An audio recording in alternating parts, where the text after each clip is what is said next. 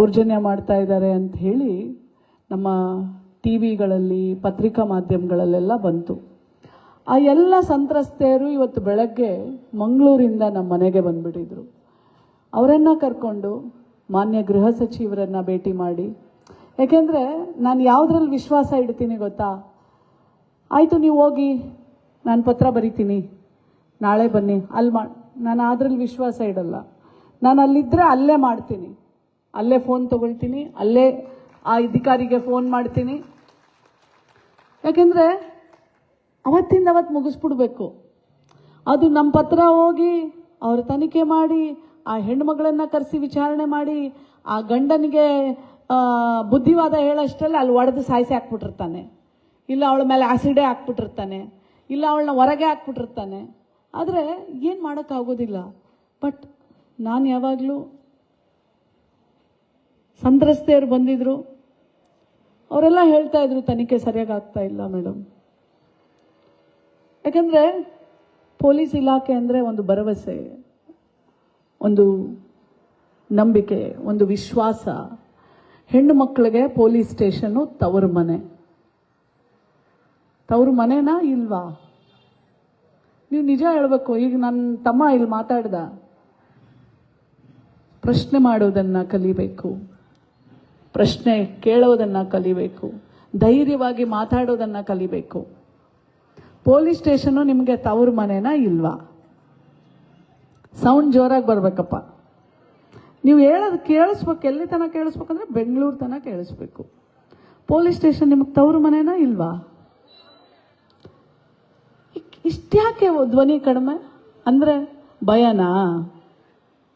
Actually ಪೊಲೀಸನವರು ಜನಸ್ನೇಹಿ, ಮಹಿಳಾ ಸ್ನೇಹಿ. ಗೊತ್ತಾಯ್ತೇನ್ರವ? ನಾವು ನನ್ನ ಗಂಡ ಹೊಡಿತಾ ಇದ್ದಾನೆ ಅಂತ ನಮ್ಮ ಅಪ್ಪನಿಗೆ ಫೋನ್ ಮಾಡಿ ನಮ್ಮ ಅಪ್ಪ ಅಮ್ಮ ಬರೋ ಅಷ್ಟರಲ್ಲಿ 10 ನಿಮಿಷಕ್ಕೆ ಪೊಲೀಸವ್ರು ಬಂದು ನಮ್ಮನ್ನು ಕಾಪಾಡಿರ್ತಾರೆ. ಯಾವ ನಂಬರಿಗೆ ಫೋನ್ ಮಾಡಿದ್ರೆ ಬರ್ತಾರವರು? ಜೋರಾಗಿ ಹೇಳಿ. ಅಪ್ಪ, ಯಾರದು? ಒಂದೇ ಹೆಣ್ಮಗಳದು ನನಗೆ. ನೀವೆಲ್ಲ ಹೇಳಲ್ವಾ ವಿದ್ಯಾರ್ಥಿಗಳು? ಯಾವ ನಂಬರ್ಗೆ ಫೋನ್ ಮಾಡಿದ್ರೆ 10 ನಿಮಿಷಕ್ಕೆ ಪೊಲೀಸ್ ನಿಮ್ಮ ಹತ್ರ ಬಂದು ನಿಮಗೆ ರಕ್ಷಣೆ ಕೊಡುತ್ತೆ? ನಮ್ಮ ಗಂಡು ಮಕ್ಕಳೆಲ್ಲ ಹಿಂದೆ ಇರೋರು ಹೇಳ್ರೋ. ನಿಮಗೂ ಏನಾದ್ರು ತೊಂದರೆ ಆದಾಗ ಯಾರೋ ನಿಮ್ಮನ್ನು ಹೊಡಿತಿರ್ತಾರೆ. ನಿಮ್ಮನ್ನಂತೂ ಹೆಣ್ಮಕ್ಳು ಚುಡಾಯಿಸಲ್ಲ, ನೀವೇ ಚುಡಾಯಿಸ್ಬೇಕು, ಹೌದಲ್ವಾ? ಹಾಗಾಗಿ ನೀವು ಅವ್ರನ್ನ ಚುಡಾಯಿಸಿದ್ರೆ ಅವರು ಕರಿಬೋದು. ಆದರೆ ನಿಮಗೂ ಏನಾದರೂ ತೊಂದರೆ ಆದರೆ ನಿಮ್ಗೇನಾಗಲ್ಲ ಅಂತೇನಿಲ್ಲ, ನೀವು ಕರಿಬೇಕು. ಯಾವ ನಂಬರ್ಗೆ ಮಾಡ್ತೀರಾ? 112ಕ್ಕೆ ಫೋನ್ ಮಾಡಿದ್ರೆ 10 ನಿಮಿಷದಲ್ಲಿ ಯಾರು ಬರ್ತಾರೆ? ಯಾರು ಬರ್ತಾರೆ? ಪೊಲೀಸ್ ಬಂದು ಏನು ಮಾಡ್ತಾರೆ? ರಕ್ಷಣೆ ಮಾಡ್ತಾರೆ. ಗೊತ್ತಾಯ್ತಾ? ಆಮೇಲೆ ಎಲ್ರಿಗೂ ನನ್ನಲ್ಲಿ ಸ್ವಲ್ಪ ಧೈರ್ಯ ಜಾಸ್ತಿ. ಗೊತ್ತಿಲ್ಲ ಅಂದ್ರೂ ಪ್ರಶ್ನೆ ಮಾಡ್ತೀನಿ. ಒಂದೊಂದ್ಸಲ ಬೈದು ಬಿಡ್ತಾರೆ, ತಲೆನೇ ಕೆಡಿಸ್ಕೊಳ್ಳಲ್ಲ ನಾನು.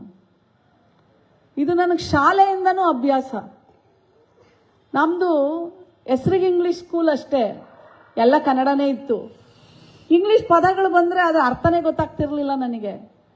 ನಮ್ಮ ಮಿಸ್ನ ಕೇಳ್ತಿದ್ದೆ, ಮಿಸ್ ಹಂಗಂದ್ರೆ ಏನು ಅಂತ. ಒಂದೊಂದ್ಸಲ ನಮ್ಮ ಮಿಸ್ ಎಲ್ಲರ ಮುಂದೆ ನನಗೆ ಅವಮಾನ ಮಾಡಿಬಿಡೋರು. ಹೋಗು, ಅಲ್ಲೋಗು, ಇಲ್ಲೋಗಿ ತಿಳ್ಕೊಂಬ, ಅಲ್ಲೋಗಿ ತಿಳ್ಕೊಂಬ. ಹೆಣ್ಣು ಮಗಳಿಗೇನು ಅವಮಾನಗಳೇನು ತುಂಬ ರೇರ್ ಆಗೇನು ಆಗೋದಿಲ್ಲ. ನಮಗೆ ಅದೆಲ್ಲ ಸಹಜವಾಗಿ ಆಗ್ತಾನೆ ಇರುತ್ತೆ, ಹೌದಲ್ವಾ? ಹಾಗಾಗಿ ಗಂಡು ಮಕ್ಕಳಿಗಿಂತ ಹೆಣ್ಮಕ್ಳು ತುಂಬ ಶಕ್ತಿಶಾಲಿ.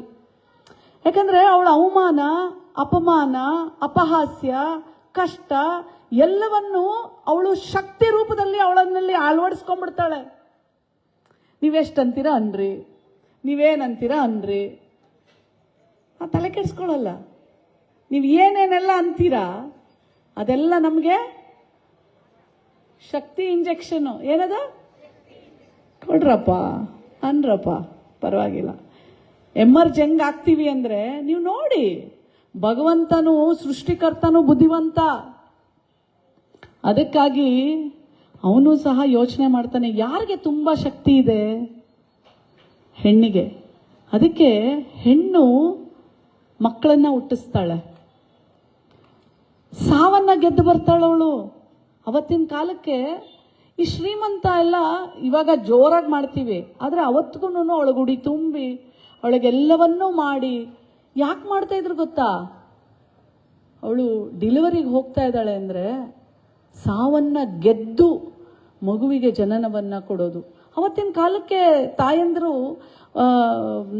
ಮಗು ಹುಟ್ಟೋ ಸಮಯದಲ್ಲಿ ತಾಯಿ ಸತ್ತೋಗ್ತಿದ್ಲು, ಮಗು ಸತ್ತೋಗ್ತಿತ್ತು. ಅಂತ ಕಾಲ ಇತ್ತಲ್ವಾ? ಆಶಾ ತಾಯಿ ಇತ್ತ ಇಲ್ವಾ? ಆಶಾ ಹೆಣ್ಮಕ್ಳನ್ನೆಲ್ಲ ನನ್ನ ತಾಯಿ ಅಂತಾನೆ ಕರೆಯೋದು. ಯಾಕೆ ಅಂದರೆ ಈ ಸಮಾಜದ ಆರೋಗ್ಯವನ್ನ ಕಾಪಾಡ್ತಾ ಇರೋದೇ ನಮ್ಮ ಆಶಾ ತಾಯಂದಿರು ಮತ್ತೆ ಅಂಗನವಾಡಿ ಕಾರ್ಯಕರ್ತರು. ಸತ್ಯ ಹೇಳ್ತೀನಿ, ನಾವು ಇವತ್ತಿನ ನಮ್ಮ ಮಕ್ಕಳೆಲ್ಲ ತಿಳ್ಕೋಬೇಕು. ನಮ್ಮ ಕಾಲೇಜ್ಗೆ ಹೋಗೋ ಮಕ್ಕಳೆಲ್ಲ ಗ್ರಾಮೀಣ ಭಾಗದಲ್ಲಿ ಮನೆ ಮನೆಗೆ ಗಂಡನ್ ಗೊತ್ತಿರಲ್ಲ ಹೆಂಡತಿ ಬಸರಿ ಆಗಿರ್ತಾಳೆ ಅಂತ. ಆಶಾ ತಾಯಿಗೆ ಗೊತ್ತಿರುತ್ತೆ, ಈ ಹೆಣ್ಣು ಮಗಳು ಇವತ್ತು ಬಸರಿ ಆಗಿದ್ದಾಳೆ. ಬಸರಿ ಆಗಿ 42 ದಿವಸ ಮಗು ಆಗೋತನ ಕಣ್ಣಲ್ಲಿ ಕಣ್ಣಿಟ್ಟು ಆ ತಾಯಿಗೆ ಔಷಧಿ ಬೇಕಾ, ಮಿಡ್ ಡೇ ಮೀಲ್ಸ್ ಬೇಕಾ, ಅವ್ರಿಗೆ ಐರನ್ ಬೇಕಾ, ವ್ಯಾಕ್ಸಿನೇಷನ್ ಬೇಕಾ, ಕಡೆಗೆ ಕರ್ಕೊಂಡೋಗಿ ಮಗು ಡೆಲಿವರಿ ಆಗಿ ಅವಳು ಆರಾಮಾಗಿದ್ದಾಳೆ ಅನ್ನತನ ಅವಳು ಮನೆಗೆ ಹೋಗೋದಿಲ್ಲ. ಇವತ್ತು ಸಮಾಜದಲ್ಲಿ ಆರೋಗ್ಯವನ್ನ ಹಳ್ಳಿಯಿಂದ ದಿಲ್ಲಿವರೆಗೂ ಯಾರಾದರೂ ಕಾಪಾಡ್ತಾ ಇದ್ರೆ ಅದು ಆಶಾ ತಾಯಂದಿರು ಮಾತ್ರ. ಆಶಾ ತಾಯಂದಿರಿಗೆಲ್ಲ ಹಿಂದೆಗಡೆ ಇರೋ ಹುಡುಗರ ಚಪ್ಪಾಳೆ ಹೊಡೀರೋ, ನಿಮ್ಮಮ್ಮ ಕಣವಳು, ತಾಯಿ ಕಣವಳು.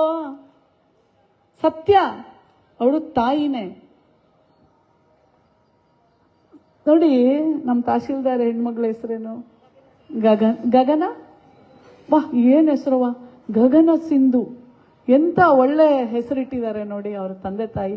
ನನಗೆ ಹೆಸರು ನಮ್ಮ ಅಪ್ಪ ಇಟ್ಟಿದ್ರು. ಎಲ್ಲೋ ಡೈವರ್ಟ್ ಆಗ್ಬಿಡ್ತೀನಿ. ಏನಕ್ಕೆ ಬಂತದು ಫಸ್ಟ್? ಅಲ್ಲ ಮೇಡಮ್, ಏನೋ ಪ್ರಶ್ನೆ. ಆಶಾ ಕಾರ್ಯಕರ್ತರದೇನು? ಮಗಳು ಹುಟ್ಟಿದ ಏನೋ ಹೇಳಕ್ ಹೋದೆ, ಅದು ಡೈವರ್ಟ್ ಆಗೋಯ್ತು. ಏನ್ ಹೇಳ್ತಿದ್ದೆ? ಇರ್ಲಿ. ಗಗನ ಸಿಂಧು ಅಂತ ಹೆಸರು ಎಷ್ಟು ಚೆನ್ನಾಗಿದೆ. ನನಗೆ 3 ಗಂಡಿಂದೆ 1 ಹೆಣ್ಣು ಹುಟ್ಟುಬಿಟ್ಟೆ ಅಂತ ಹೇಳಿ, ನಮ್ದು ಹಳ್ಳಿ. ನಮ್ಮ ತಂದೆ ಕೃಷ್ಣಪ್ಪ, ನಮ್ಮ ತಾಯಿ ಅಮ್ಮಯ್ಯಮ್ಮ, ನಮ್ಮೂರು ಮಾರೇನಹಳ್ಳಿ. ನಾವು ಬೆಂಗಳೂರು ಸ್ಥಳೀಯವಾಗಿ, ನಾವು ಮೂಲ ನಿವಾಸಿಗಳು ಬೆಂಗಳೂರಿನವರು. ನಮ್ಮ ಅಜ್ಜಿ ಮನೆ ಬಂದು ಯಲಹಂಕದಲ್ಲಿ ನಾಗನಹಳ್ಳಿ ಅಂತ. ಚಿಕ್ಕಬಳ್ಳಾಪುರದಲ್ಲಿ ಬೇಕಾದಷ್ಟು ಸಂಬಂಧ. ನಮ್ಮ ಮಾಮನ್ಗೆ ನಮ್ಮ ಮಾಮನ ಹೆಂಡ್ತಿನೂ ನಾವು ಚಿಕ್ಕಬಳ್ಳಾಪುರದಿಂದಾನೇ ಮಾಡ್ಕೊಂಡು ಹೋಗಿರೋದು. ಸೊ ನಮಗೆ ಇದೆಲ್ಲ ತುಂಬ ಅವಿನಾಭಾವ ಸಂಬಂಧ. ನೀವೆಲ್ಲ ನನಗೆ ಹೋಲ್ತೀರಾ, ಅದಕ್ಕಾಗಿ ನಾನು ಈ ಮಾತು ಹೇಳ್ತೀನಿ. 3 ಗಂಡಿಂದ 1 ಹೆಣ್ಣು ಹುಟ್ಟುಬಿಟ್ಟೆ ಅಂದ್ಬಿಟ್ಟು ಬುಡುಬುಡಿಕೆ ಆಡ್ಸೋನ್ ಬರ್ತಿ. ಅವಾಗ ಊರುಗಳಿಗೆಲ್ಲ ಬುಡುಬುಡಿಕೆ ಆಡ್ಸೋರು ಬರೋರು. ನಮ್ಮ ತಾಯಿಗೆ ಬಂದು ಹೇಳ್ತಾನಂತೆ, 3 ಗಂಡಿಂದ 1 ಹೆಣ್ಣು ಹುಟ್ಟುಬಿಟ್ಟೈತೆ, ಹುಟ್ಟಬಾರ್ದು, ಅದು ಅಪಶಕುನ. ಈ ಮಗು ಹುಟ್ಟಿರೋದ್ರಿಂದ ತಂದೆಗೆ ಏನಾದರೂ ಆಗುತ್ತೆ ಅಥವಾ ಏನಾದರೂ ಮನೆಯಲ್ಲಿ ಯಾರ್ದಾದ್ರೂ ಸಾವಾಗತ್ತೆ ಅಂತ. ನಮ್ಮ ತಾಯಿ, ಅಯ್ಯೋ ಇದು ಸತ್ರು ಸಾಯ್ತು, ಇದು ನನ್ನ ಗಂಡ ಚೆನ್ನಾಗಿರ್ಬೇಕು ಅಂತ ಅಳ್ತಾ ಇರ್ತಾರಂತೆ. ಸಾಯಂಕಾಲ ನಮ್ಮ ಅಪ್ಪ ಬಂದಾಗ ಏನಕ್ಕೆ ಅಂದ್ರೆ ನಮ್ಮ ತಾಯಿ ಹೇಳ್ತಾರಂತೆ, ಹಿಂಗೆ 3 ಗಂಡಿಂದ 1 ಹೆಣ್ಣು ಹುಟ್ಬಿಟ್ಟಿದ್ದಾಳೆ ಇವಳು. ನಮ್ಮ ತಂದೆ ನೆಕ್ಸ್ಟ್ ಡೇ ಆ ಬುಡುಬುಡಿಕೆ ಅವ್ನು ಬರೋನ್ ಕಾಯ್ತಾ ಇದ್ರಂತೆ. ಅವನು ಇನ್ನೊಂದ್ಸಲ ನಮ್ಮ ಊರೊಳಗೆ ಹೆಜ್ಜೆ ಹಾಕಬಾರ್ದು, ಆ ಥರ ಅವನಿಗೆ ಹೇಳ್ಬಿಟ್ಟು ಕಳಿಸಿದ್ರಂತೆ. ಅರ್ಚಕ್ರ ಹತ್ರ ಹೋಗಿ ಹೆಸರು ಕೇಳಿದ್ರಂತೆ. ಹಿಂಗೆ ನಮ್ಮ ಮನೇಲೆಲ್ಲ ಅವಾಗೆಲ್ಲ ಅರ್ಚಕ್ರ ಹತ್ರನೇ ಹೋಗ್ತಾ ಇದ್ದಿದ್ದಲ್ವ ಹೆಸರಿಡಕ್ಕೆ. ಈ ಥರ ಅಂದಾಗ ಯಾವಾಗ ಹುಟ್ಟಿದಾಳೆ ಅಂತಂದಾಗ, ಈ ನವರಾತ್ರಿ ಶುಕ್ರವಾರ ನವರಾತ್ರಿ ದಿವಸಗಳಲ್ಲಿ ಅಕ್ಟೋಬರ್ ತಿಂಗಳಲ್ಲಿ ನಾನು ಹುಟ್ಟಿದಾಳೆ ಅಂದಾಗ ಸಾಯಂಕಾಲ 5:15 ಸಮಯ ಅಂದಾಗ, ಸಾಯಂಕಾಲ ಲಕ್ಷ್ಮಿ ಬರೋ ಸಮಯ, ವೃಶ್ಚಿಕ ರಾಶಿ, ನಾಗಲಕ್ಷ್ಮಿ ಅಂತ ಹೆಸರಿಡಿ ಅಂತ ಹೇಳಿದ್ರಂತೆ. ಹಂಗಾಗಿ ನನ್ನ ಹೆಸರು ನಾಗಲಕ್ಷ್ಮಿ.